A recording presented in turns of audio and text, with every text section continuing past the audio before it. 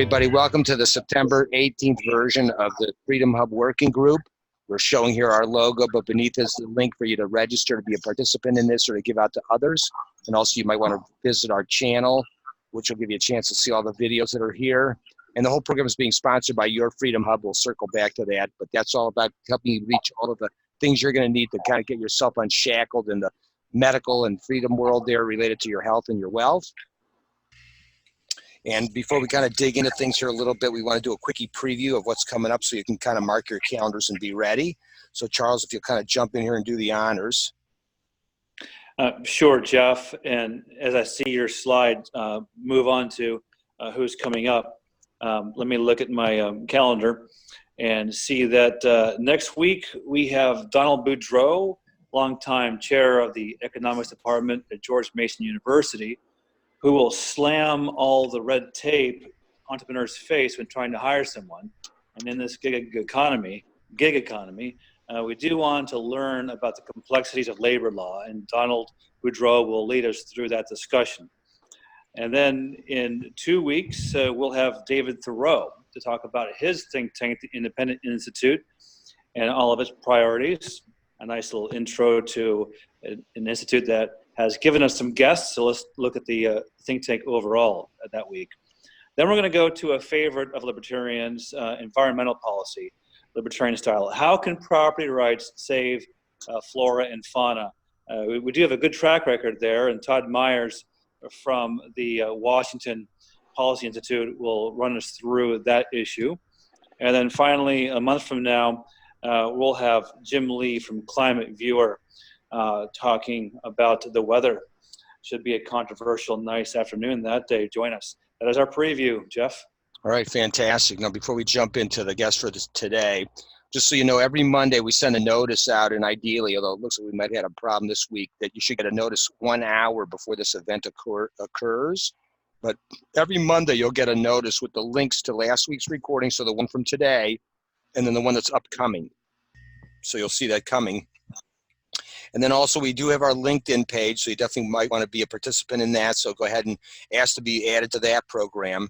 And as I explained, this is brought to you by Your Freedom Hub, which is yourfreedomhub.com. And on there, there's stuff related to consumers or doctors and other agents and so on. So you'll find that to be pretty exciting. Now for today, though, we've got a really interesting thing to talk about. And we've got Marc Scribner here to talk to us about it. So I was going to say, Charles, if you'd like to kind of do a little bit of a setup here, we're going to shift it over to him. Sure, Jeff. Marc Scribner is a longtime senior fellow at the Competitive Enterprise Institute, handling transportation issues, including airports, which we'll focus on today, all the socialism that, as I put it, and Marc can correct me if I've got my vision a bit wrong, but you know, my reason for contacting him in the first place is driving by some nice regional airports, like up at my mother-in-law's in Hagerstown, Western Maryland. They've got this fantastic airport that I never see any flights go in there. And near me in Williamsburg, Virginia, great airport, Newport News, Williamsburg Airport, big, never used. What's going on? That's why I want Marc to answer some questions there. And of course, the hubs are so darn crowded. You know, there's got to be some socialism and cronyism there, and that's what he's going to talk about today. When he's not doing transportation, Marc also does land use, urban growth policies. He's appeared in lots of mainstream organs like NPR and Fox News, and he's written for Forbes, and his work has been cited by Wall Street Journal, Scientific American. So, you know, Marc is definitely a wonk in this area of transportation.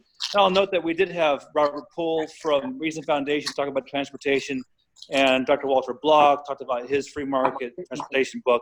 So it's an issue we like to discuss. We've even had Joe Kent from the Hawaii think tank talk about the Jones Act.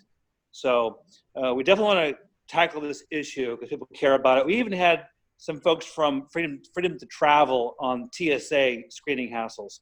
So we set the stage for Marc, and that's our intro, Jeff. Okay, very good. And this is a site, this is the Competitive Enterprise Institute's website. He's going to be referring to this and so on throughout his presentation. And Marc, what I'm going to do now is I'm going to switch and make you the new presenter again. So hold on a moment here. And All right, here we go. There's your prompt. Okay, I think, let me see if I can figure this out. Thank you, Jeff and Charles, for that kind introduction, and hopefully I can figure out what I'm doing. Let's see. We seeing anything on from my end? Not yet. Let me hit share. There we go. We got an airport? There we go. Playing? Okay. Yep, we're in okay. Now yeah, that's just a taste. Let me get to the boring PowerPoint. Okay. All right. Is that showing up? Are you seeing Yes. my titles? Yes. Okay. Great. Well, like I said, thank you, Jeff, and thank you, Charles, for inviting me on your show here. You know, to give a bit of background, yeah, I work at CI on transportation issues, including transportation security you mentioned, including highways and mass transit that you've discussed in the past. So, you know, happy to, if we get into that, talk about more of those things. And there are some interrelated issues with airports. But I kind of want to begin by giving an overview just to sort of frame this, this discussion. So I'm going to first give a brief history of U.S. airport development, describe what the status quo today in U.S. Airport policy is, then look at some international best practices and lessons learned, and then try to tie that all in at the end for to describe some avenues for pro-market U.S. reform to sort of, if not, you know, I'm not saying that overnight we can eliminate the socialism that has long characterized America's airports, but I think there are things we can do in the near term that can have lasting impact and set us on the right path to make further reforms and really, you know, ideally push the Overton window on some of this stuff. So a brief history of U.S. airport development. So back in the beginning of the 20th century, you know, airports are very novel, and there were also issues with intellectual property rights over aircraft development. So some places outside the U.S., notably in continental Europe, began advancing early in this era much quicker than the United States did. But before World War I, this domain was almost exclusively military. And that's because due to a lot of those IP restrictions, there wasn't that kind of interest in commercial civil aviation. But obviously for strategic reasons and because they had a lot of money, the military was going for that. So after World War I, we started seeing the first expansion of civil aviation in the United States. And a lot of that was driven by government, but there were also agricultural uses, crop dusting and things like that. So back then you saw the first private and municipal airfields proliferate, but they looked really nothing like the airports that we see today. You know, when we're talking about passenger service, the first passenger terminals actually weren't at the airports. They were located in central cities, and passengers would go and sit in these terminals, and then they would board buses that would take them to the still grass and gravel airfields that were on the outskirts of downtown. In 1939, LaGuardia, with heavy government funding, became the first modern airport as we sort of imagine these long paved runways, and that was sort of kicked off interest in modern civil aviation. But you know, it being 1939 in the depths of the Depression and on the eve of World War II, unsurprisingly, you saw a lot of the interest in aviation then switch back to military. And that's really what for the next several years is what drove development in the aviation sector. But following the war, there was a new demand for civil air travel. And a lot of those large airframes that have been built as bombers, where you have those manufacturers who are then looking to put those to civilian use, convert them into passenger and cargo. So you had a lot of new airport facilities being built in the post-war years. And during the war, the federal government had heavily subsidized the construction of paved runways and other new airfields. The Federal Airport Act of 1946, while the federal government wasn't spending at its wartime levels, it continued a sizable share of that federal aid to the states to build those facilities. And then you ran into a problem when soldiers came home and started families. There was a massive housing shortage, which led to the post-war baby boom suburbanization. And that meant that you could no longer expand a lot of those airports because they put new subdivisions or apartment buildings on the outskirts, so you couldn't build a new runway. So that is when we started seeing airport development shift from near central cities to further out, 15, 20, 30, 40 miles from the urban core in order to access sufficient land for airport development.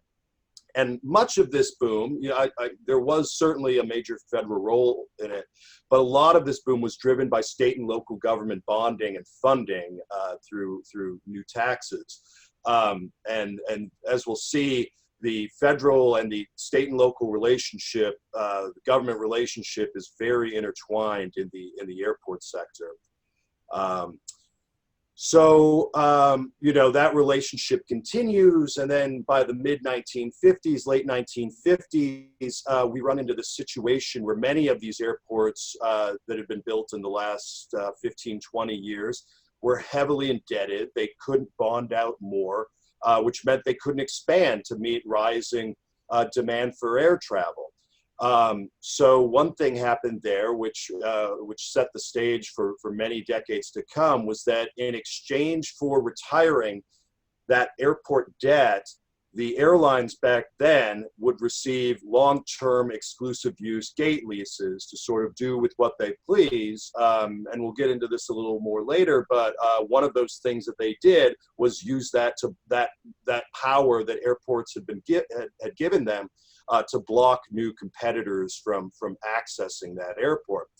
But with that change, that didn't really fix anything in the long run. So by the 1960s, with the introduction of the first jetliners, we saw airport congestion return again and new needs being unmet through these government programs. So doing what government is wont to do, rather than liberate this industry, they double down and they pass the Airport Development Aid Program and the Planning Grant Program, which is part of that, in 1970.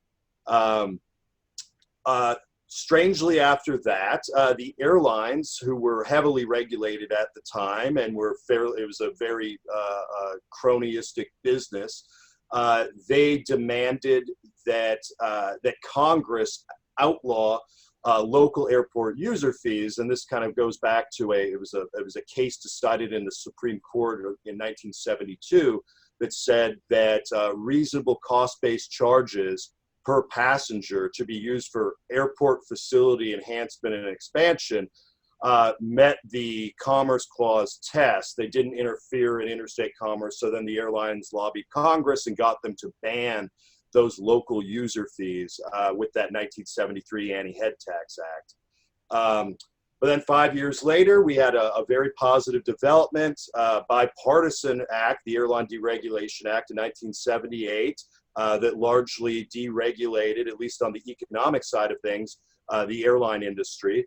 And that new competition that resulted spurred this additional new growth in demand for air travel. Air travel started to become democratized. It wasn't just a luxury for the very wealthy anymore.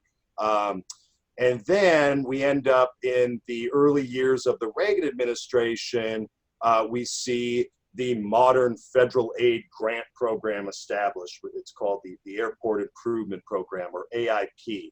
And that's still with us today. And it's generally where, if the federal government is directly funding airports, that is where the money is coming from. It's about $3.5 billion every year. It's been left largely unchanged. There have been some tweaks around the edges since 1982, but that's basically where we sit today in terms of policy. But the Reagan administration, to its credit, realized something was wrong with this picture. Airports were becoming increasingly reliant on federal grants, both due to this new federal money that it was flying out of Washington, and also the restriction on local user fees that Congress had enacted back in 1973. So you had some very concerned people and some free market economists, particularly those associated with the Council of Economic Advisors, became very concerned. So what they did was develop a new user fee, which was a narrow exemption to the Anti-Head Tax Act, called the passenger facility charge. And this wasn't just to raise revenue. That's what some people today even say that's its only purpose. It was, of course, designed to promote local airport self-sufficiency, to reduce that dependence on federal subsidies. But importantly, it was designed to promote airline competition by reducing airline influence on the investment decisions and really targeting those exclusive use gate leases that started back in the 50s and had only gotten worse in the decades since. Because basically what would happen was, when you had a municipal airport that was not able to raise money on its own, they'd often turn to their airline customers, who would say, well, we'd be happy to help you with that new terminal expansion or that rehabilitation, but you are going to give us these exclusive use long-term gate leases that we're then going to use to deny access to lower cost competitors and raise prices on our customers. So this PFC idea came out of the Reagan administration, but it wasn't formally established until legislation in 1991 under H.W. Bush. And back then, they capped the fee at a maximum of $3 for the first 2 enplanements of a trip. So if you make one layover, you're going to pay, and both airports are charging $3, you are going to pay $6. But if you have to make 2 layovers, you would still only be paying $6, because only the first 2 airports would get that fee. And it's similar, there've been, and I'll describe how it's changed a little bit, but that structure is very much in place. And importantly, the PFC did something that the Airport Improvement Program, those grant funds, could never do, which is support debt financing, which is generally what a commercial business does, a mix of debt and equity.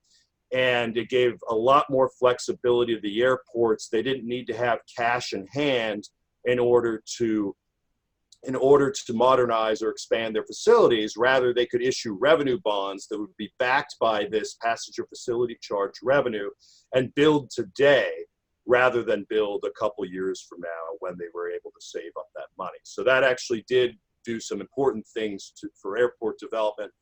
But it wasn't just about the PFC and AIP relationship.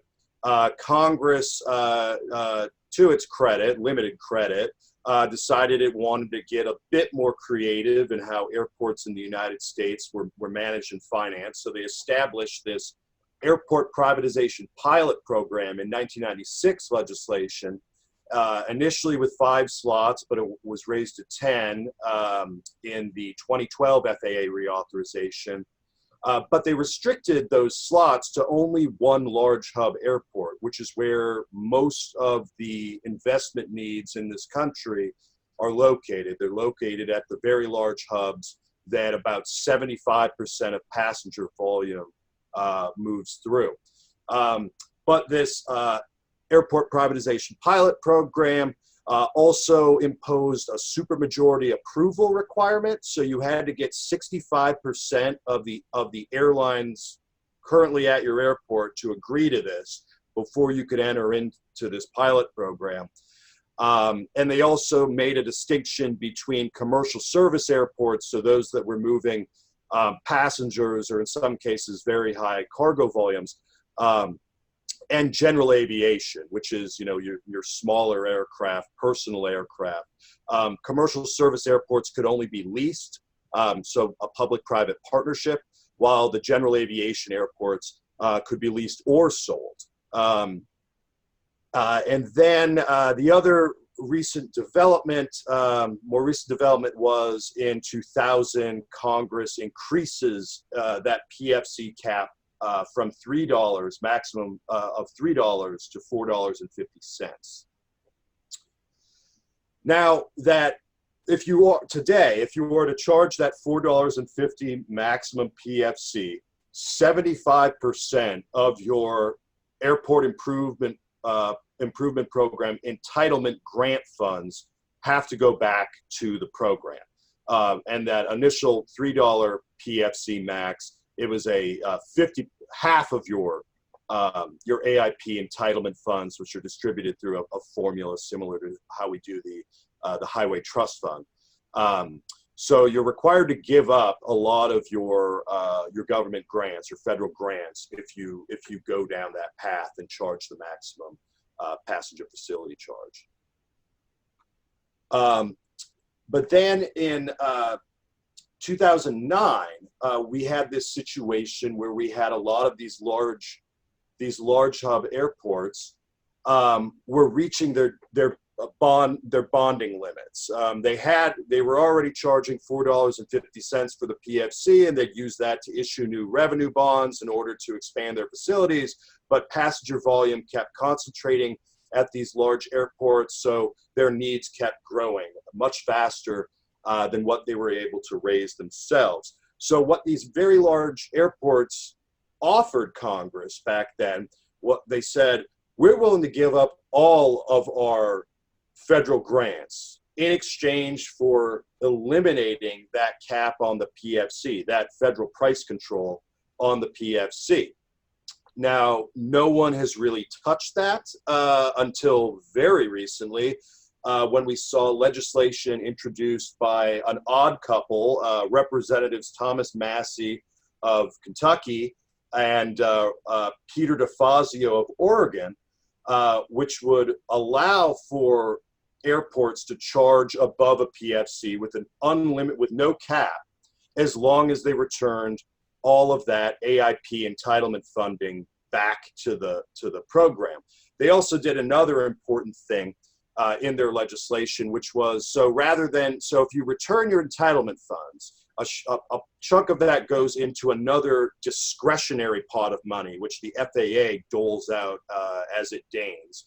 But what they would have done is cut the AIP authorization by about $400 million a year to try to match that. So we're basically, the additional revenue that was expected to be raised through an uncapped PFC would be coupled with a corresponding reduction in federal spending. So airports under the Massey-DeFazio framework would be able to raise more money to meet their needs, but the federal government and ultimately the taxpayers would be saving money in the process. So we looked at that as something of a win-win, a modest reform. But Congress decided not to take that up last year when they reauthorized the FAA for 5 years. There was no change in the cap, but they did make some important reforms to the airport privatization pilot program, the least important being they renamed it the Airport Investment Partnership Program. But they and I'll get to what changes they made, but they importantly, so we saw the conversion of a pilot program, which whenever they say pilot at the federal level, it means there are only a certain number of slots for people to enter into that program. So that's gone. And I'll get to, a little later, I'll get to some more positive tweaks, and then ultimately what we could do to make that even better. Fortunately, even though the FAA law of 2018 didn't include the PFC cap, Representative Massey reintroduced it, this time with another Oregon Democrat, Representative Blumenauer, and the House actually held a hearing on PFC reform in March of this year, which is something they had not done in many years. So we're seeing slight movement on this, and I take it, given that we've seen essentially no movement since around 1999, I take this as about as positive as we can expect right now, as sad as that may sound.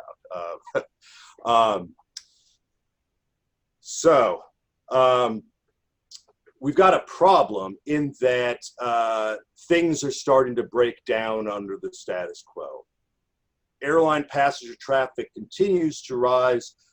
Forecasts going forward continue to rise as well. We used to think about a 3.5% nationwide volume increase per year. We're now looking at 4.5% to 5% going forward.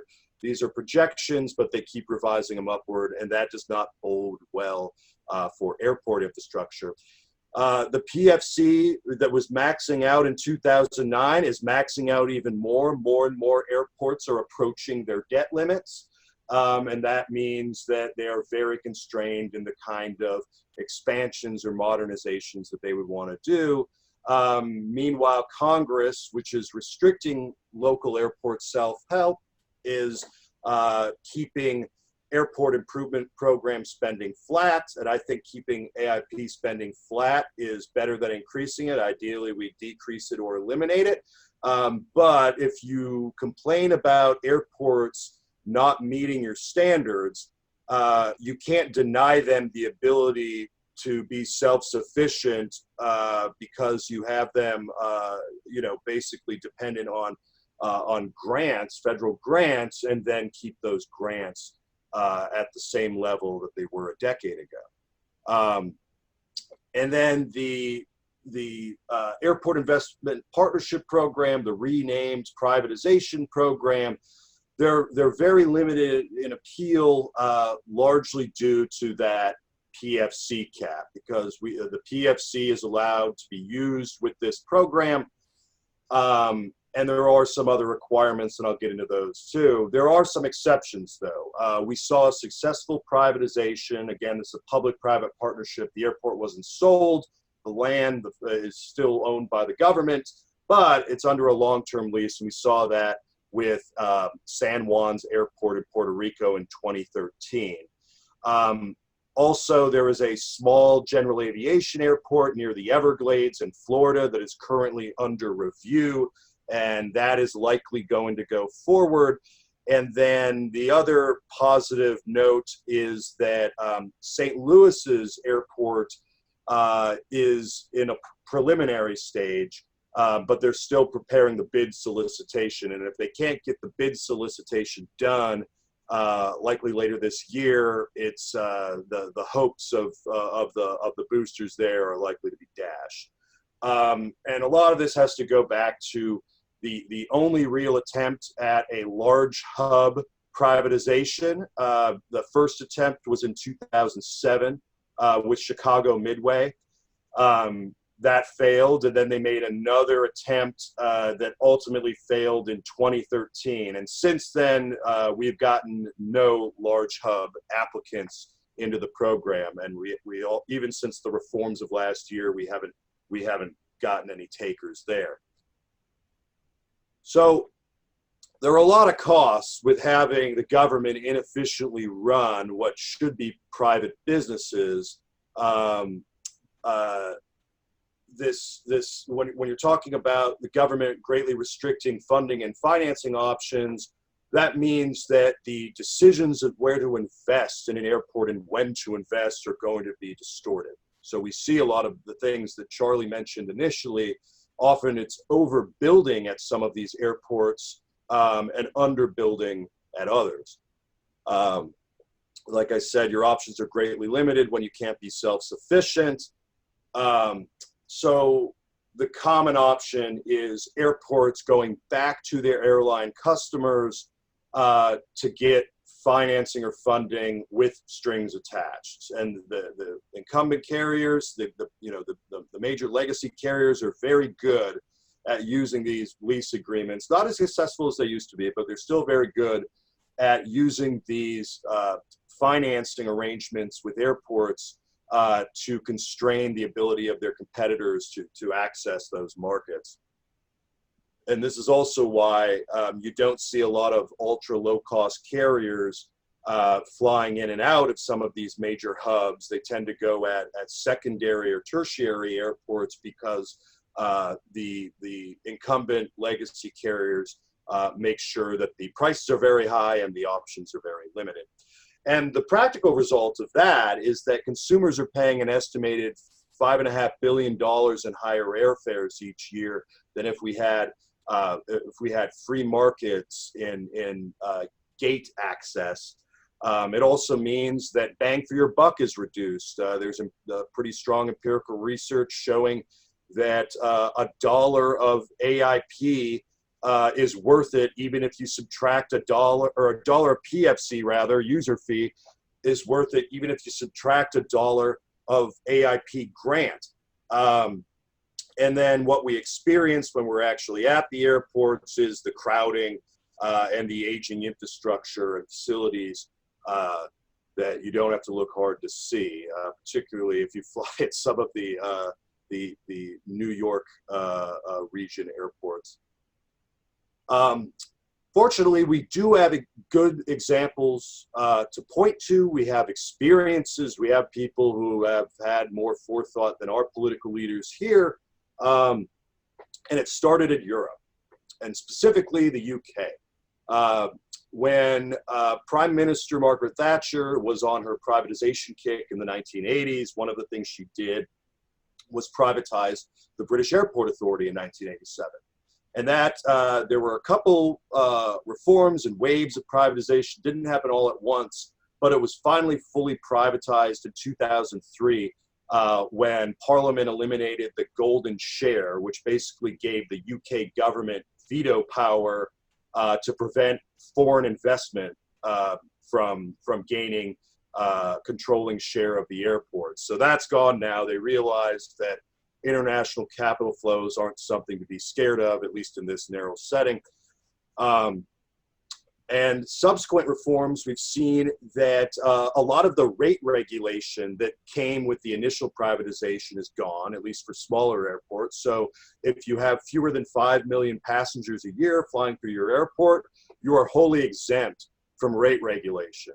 Now, Americans who visit tend to fly through one of the three major London airports, and those remain subject to a fairly aggressive layer of rate regulation and economic regulation that Heathrow, Gatwick, and Stansted. But they're still operating quite efficiently relative to the complete government ownership and management that they saw in the past. And the success in Britain led other countries in Europe to try their hand at this. So that by 2016, which is the latest data that I could find from the airport industry, we had 14% of airports in the EU were owned under a public-private partnership model, and with 9% that were fully privatized. And that was you were basically going from zero 2 decades earlier. So that's pretty impressive. Now, we also have another example that we don't have to look as far to see, and that is Canada. So while Canada has done a great job with its air traffic control reform, something that was happening at around the same time that was viewed as less important was airport reform. And in the mix of getting air traffic control reform right, the Canadian government made some mistakes in their airport reform. So in 1994, Canada devolved airport responsibility from Transport Canada, basically it's DOT there, to state and regional entities, and that included both government and private. But you had the large commercial airports that, again, if you were to fly into Canada, and I wouldn't recommend it, I would drive because it's very, you'll know why in a second, why it's so expensive to fly into Canada. But those large commercial airports were transferred to a special type of entity, these regional nonprofits that were chartered by the government. But that was just the management side. The federal government retained the ownership of the land and the facilities. And what they said was, okay, new regional nonprofits, you're going to pay us for those. But the payments to these nonprofits, or from these nonprofits to the Canadian central government, are very high. So you saw a large increase in airline ticket price in Canada, and it's gotten so bad that millions of Canadians drive over the border to the United States to get on a plane rather than fly out of a commercial Canadian airport. Fortunately, the more recent privatizations that we've seen in the Asian Pacific region and Latin America and the Caribbean, they tend to follow the European model, not Canada's. So that's good news. So I unfortunately don't think we're going to see something as dramatic frankly, as either as the rest of the world following the European model or the Canadian model, which even the Canadian model is probably better than our model. But I do have some suggestions of what we can do to try to move the needle. And I think we need to fix financing first. We need to allow these airports that should be businesses to get off the federal government teat. They need to be self-sufficient. So ideally, what we'd see is Congress would repeal that Anti-Head Tax Act of 1973, and that would mean commercial airports could easily escape this federal funding morass and that they find themselves in, and all the federal control that goes along with it. But there is not really any political appetite in Congress. When I'm in a House or Senate office building going to meetings, I'm usually the only one there who thinks that this is a good idea. But we have an active bill in Congress to uncap the PFC and require 100% AIP turnback for the large airports going above 450, and that corresponding reduction in federal airport improvement program spending. I think that's a big step in the right direction. If we could get something like that, that would go a long way to making our airports self-sufficient and more free from federal intervention. Because here's the thing, if airports don't accept any AIP, so if they were to go to 100% PFC and then other revenue sources airports, but they're not accepting those federal grants, that means federal regulations such as Davis-Bacon on the labor side, and then the FAA grant assurances, which are a sneaky way to get compliance, those will eventually go away. Once you basically, after there's debate on how this would work because it's never happened, but those are questions I like to answer. And I think, one of the fears is that Congress is going to, and the federal agencies would use the National Environmental Policy Act as a backdoor control mechanism for this. And it is true that NEPA already exerts a lot of control over airports and could potentially, depending on how you read the law, be used to do other nefarious things. But I would love to be in a position where these are the questions we would be asking and the discussion that we'd be having, rather than the complete socialist status quo that we have right now. Other than PFC reform, I think we need to make some reforms to the recently reformed, but not good enough, Airport Investment Partnership Program in order to promote these privatizations. So like I said earlier, PFC modernization would make these type of privatizations more appealing. but we still need to do a few more things, I think, to really jumpstart some of these efforts and these applications. First, I think we should reduce the 65% supermajority approval from airlines to a simple majority. I think that one issue is going to be that, given that these are generally municipal, county, state-run airports, they get the benefit of tax-exempt municipal bonds that the private sector generally doesn't.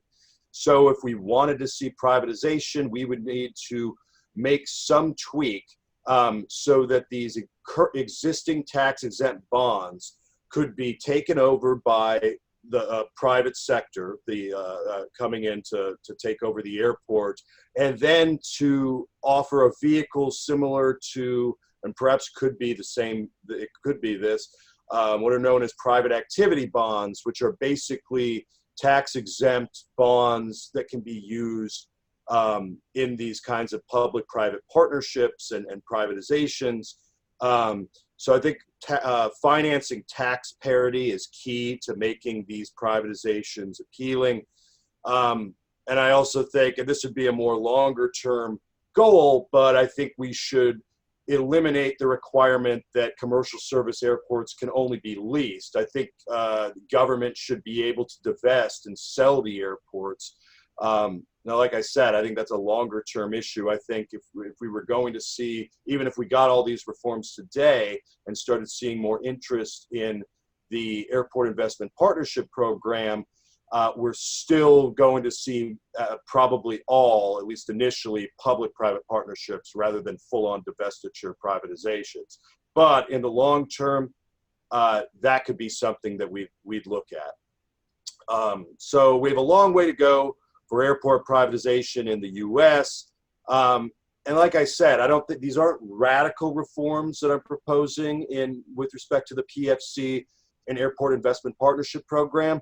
But I think we got to think of these as training wheel capitalism.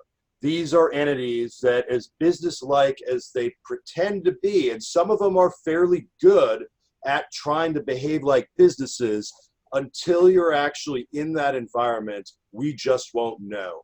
And I think we've got to do some baby steps. And this isn't just unique to airports. In any area where in the infrastructure arena where government is a monopolist right now, which in highways in large part, some of this training wheel capitalism, these kind of incremental measures are very important, because then if they're successful, and I expect most of them would be, people then can't deny the benefits of doing this. And there have been more radical proposals that I would personally support.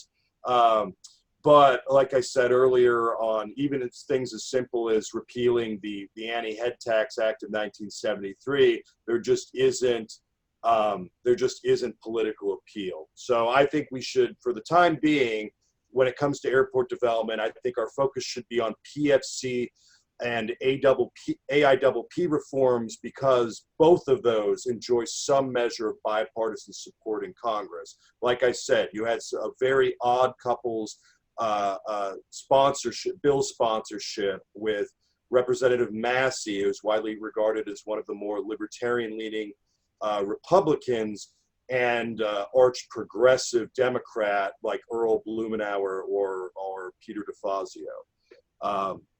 So I think once we make some of these modest reforms and move the ball a little bit, I say we continue pushing for more radical pro-market privatization reforms. But until we can show that these training wheels for capitalism work, I just think it's hard to get to from basically 0 to 100. So, and like I said, the good news is we have a lot of international success stories to point to throughout this effort. So that wraps up, and thank you very much. That was great, Mark. Appreciate that.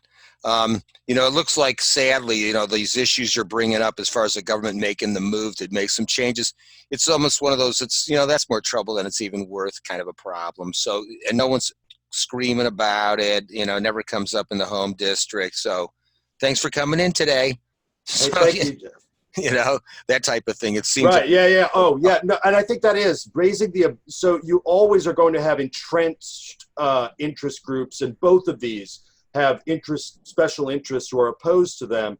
Now, a lot of members of Congress would probably look at these proposals, these modest reform proposals, and say, that seems sensible, but are they going to exert any effort? No. Are they going to expend any political capital? No. So it's about finding the right conditions to push these.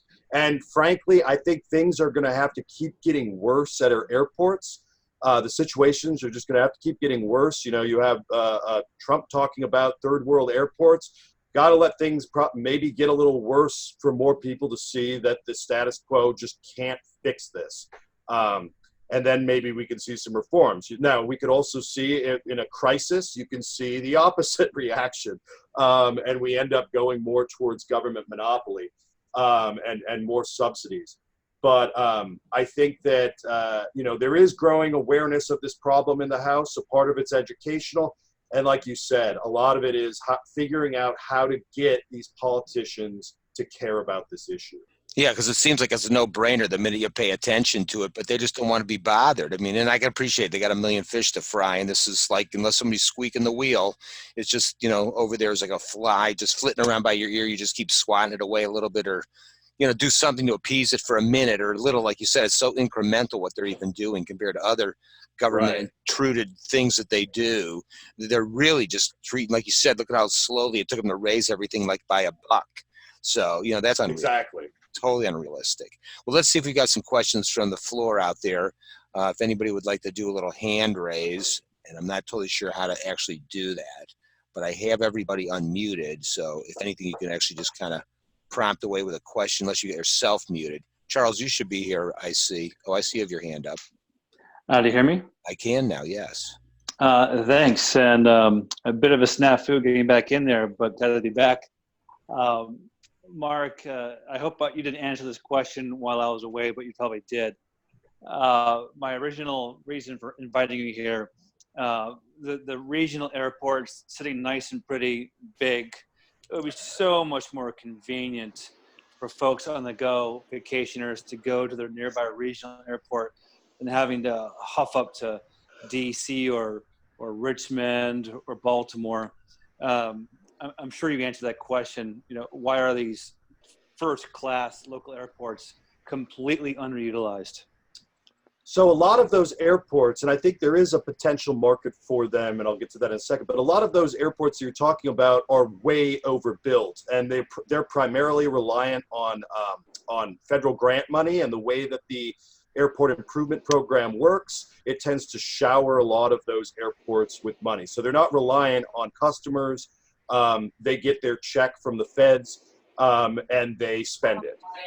But if we were to get rid of some of the remaining economic regulations on airline competition, a big one being that we, under cabotage rules that go back to the 1920s, we forbid foreign airlines from servicing domestic routes. And you've got a lot of creative airlines, especially in Europe, that are specialized in ultra low cost. Ryanair is the famous one that services the European market, but there's one called Norwegian Air International that wants to do United States to transatlantic flights to Europe from the United States for a fraction of what these carriers are after. And both of those types of both of those airlines of that very low cost model tend to prefer the smaller regional airports because the costs tend to be lower. So I think we could perhaps get much better utilization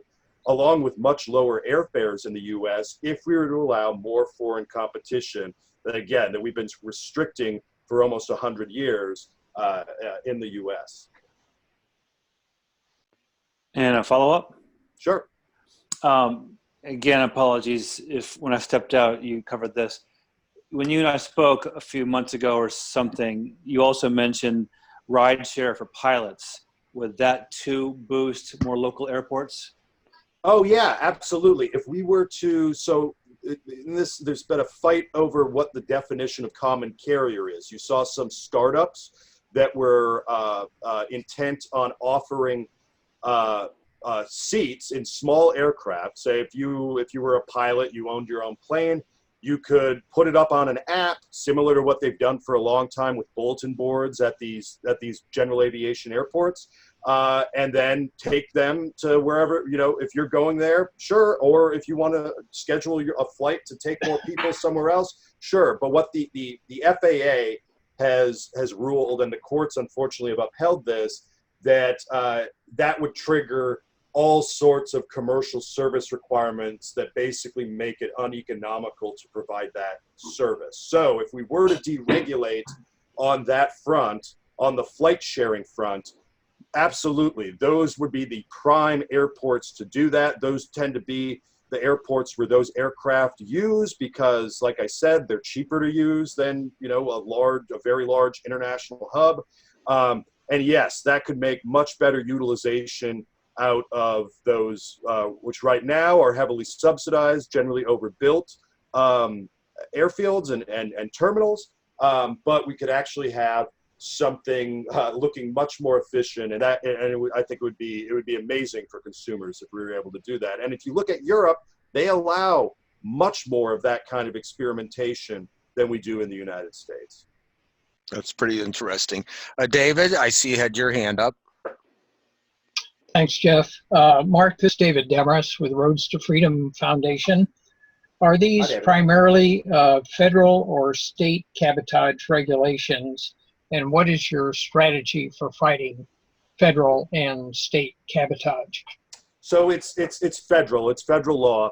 And the problem is it'd be a very simple, the act of Congress would be, we're talking a couple dozen words. We repeal these sections. It would be the writing the law is not the problem, but the domestic airline industry is strongly opposed to that. Their unions are strongly opposed to that. And that's where Congress sits right now, with the domestic carriers and their unions.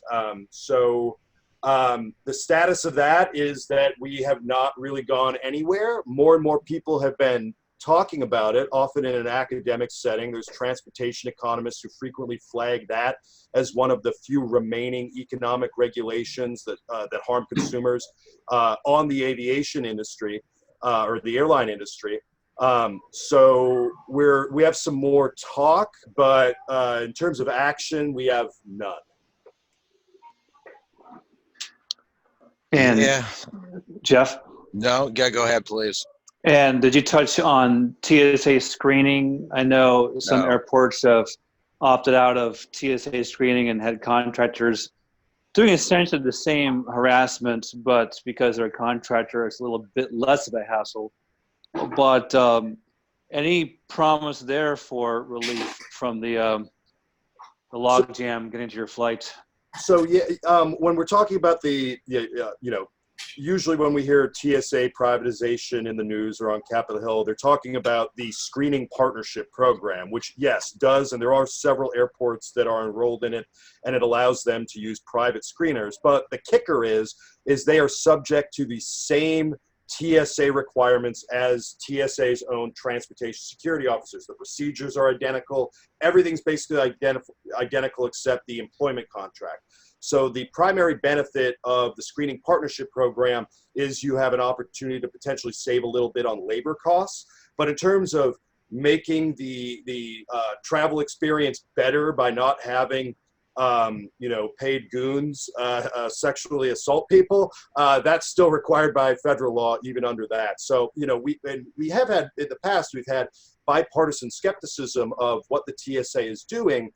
The problem is anytime the TSA gets criticized, whether it's for missing 95% of the weapons that the Inspector General brings through in an audit, or having their officers being convicted of sexual assault or other crimes, they basically just say national security and everyone shuts up. And unfortunately, the courts are very, very deferential to agencies, not just generally, but as soon as they invoke a national security argument. For instance, we had a lawsuit against TSA several years ago when we alleged that their policies were causing people to not fly and instead drive, which is far more dangerous, so that these security policies were actually on net killing people. And there's a fair amount of academic research that suggests that to be true. The courts wouldn't even force TSA to examine, the Department of Homeland Security to examine that. They basically said, look, they say this is a national security issue and they're crucial. It's not our place to second guess them. So until we have, reform's going to have to come from Congress. The courts have not really done anything on Fourth Amendment issues or even on the regulatory issues where there's supposed to be some transparency. It's going to have to come from Congress. And right now, the furor that we had a few years ago didn't really go anywhere, and everyone's kind of silent on the TSA again, unfortunately. That's a real shame there. Well, sadly, Mark, we've reached the end of our time frame here today, so we really want to thank you for being in here. And obviously, we're going to spend some more time on this. It's a killer subject for sure. Charles, before we start out of here, why don't you do a real quick review on who we got coming up, and then we'll bid everyone adieu. Sure, Jeff. Is it time for one more question to squeak through? Sure, or not? Go ahead, Trey. If you can give a quick answer, go for it. Mark, and the last one is, my dad's a long-term pilot, conservative on everything except FAA. We can't privatize our own air traffic control screening, but libertarians know about Canada. Any hope in that area? Well, I think there is some growing hope because the FAA is just doing such a poor job. And the thing is, with privatizing air traffic control, of all people, some of the strongest supporters were the union for the FAA's air traffic controllers. Because the frontline controllers know how bad the situation is, how we're still using pieces of paper to track planes in our skies, and that we don't have a satellite system that Canada has now brought online that we're likely going to have to lease in order to use. So I think there is hope, but probably not until the next FAA reauthorization, 2023, 2024. Good God. Yeah. So I want those foreign airlines to get some cheap tickets nearby. Me too. So thanks, Mark. And Jeff, again, the preview, like I said at the beginning, we'll go back into labor laws coming up the works for those who want some flex time and more options for this gig economy. After today. Yep. And that kind of follows on John Tammany's presentation a while ago on using your passion to follow your bliss and making that your job. Donald Boudreau from George Mason will present that issue. And then in 2 weeks, we'll have David Thoreau from the Independent Institute introduce his think tank. Then we'll get to free market environmentalism with Todd Meyer from Washington Policy Center. And finally, Jim Lee from climateviewer.com to build on what Ronald Bailey at Reason said was a possible proposal of cloud seeding and geoengineering. Controversial as heck, but entertaining. So come back and join us. All right, that'll be fantastic. So again, I thank everyone for being here. Look for the little notice to go out on Monday, and then we'll be able to have you come with us next week. Thanks very much, and thanks again, Mark. That was fantastic. Thank you for having me.